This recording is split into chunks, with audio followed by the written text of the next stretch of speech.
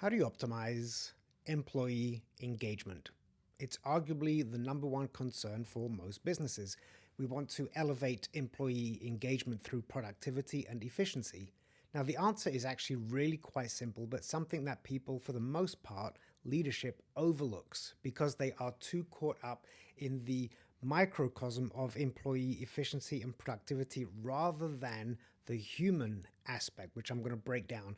My name is Vital Germain. I'm author of the book Innovation Mindset. I'm also a keynote speaker, and I've been doing employee development training for the last 10 years for Fortune 100 and Fortune 500 companies. My answer is based on a multitude of areas where I've had expertise in leadership, and I've also had expertise in achieving greatness within a team. That dates back to my youth when I once played for the national youth team of Belgium as an up-and-coming soccer player. It also includes vast experience as a team captain and acrobat with Cirque du Soleil. I've also been an event producer working with a vast amount of different teams, from the tech crew to management to the budgeting. And then finally, also, I've been a creative director providing services and consulting for a company of over 500 people. And the common factor in all of these areas, and also as a keynote speaker when I go back and forth with executive teams understanding their pain points, and I'm realizing it's always the same issue, the recurring theme.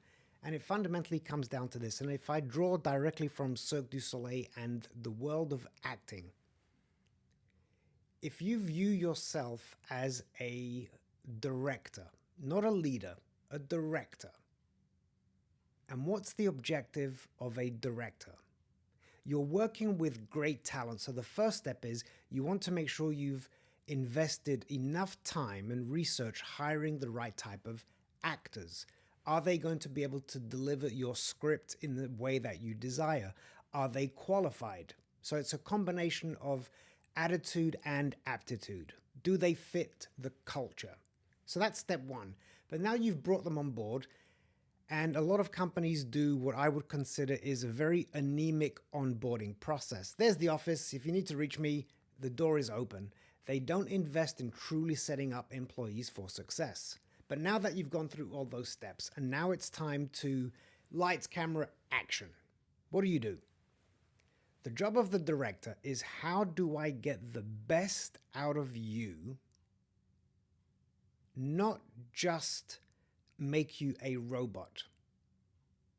I need you to deliver the lines. I need you to stay within the framework of the vision and the mission of the company culture. But what tools do I need to give you to get the best out of you? And this was something that Cirque du Soleil were fantastic at. Their approach was this. They would say, rather than show me the jump or teach me a specific choreographical step, which would make me a pawn, a robot, they would invite me and say, Vital, what do you think? How would you jump to this music? What would you add to this piece of choreography? They've challenged me. They've engaged me by giving me the responsibility, ownership. And now I'm going to present them with the best of me. Because if you'd have made me do the jump your way, you might not have gotten the best of me. Another layer is that now that you've empowered me to share my ideas, I feel heavily vested in the project. Why? Because that was my jump. I'm going to nurture that jump like my baby. I want it to succeed. My success is your success. Now, the standard approach is you tell me what to do, and the sole objective is efficiency and productivity, and there's no room for human expression. And the fear of not meeting a quota, so to speak, doesn't allow me to take a risk, doesn't allow me to shine, because I'm so preoccupied I've got to fit within the scope of SOP, standard operating procedures. Now, I'm not suggesting to invite chaos or mutiny or anarchy. It's creativity within the framework. So you set them free to some capacity. And through that level of responsibility, through that level of ownership, they then start to thrive. They feel valued. And we all know it's the cliche. Whenever an employee feels valued, they will give you more, they will do more. And then by default, as a result of that mindset, that symbiotic exchange of responsibility and caring and respect, the employee is probably going to give you that little extra. And there's a great quote by Jimmy Johnson, former Miami Dolphins head coach, who says the difference between ordinary and extraordinary is that little extra.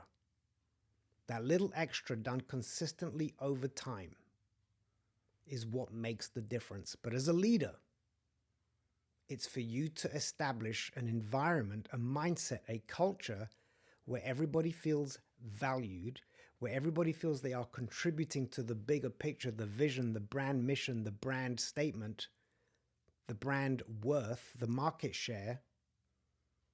They feel that if they feel that they are a part of that and they are valued, amazing things happen.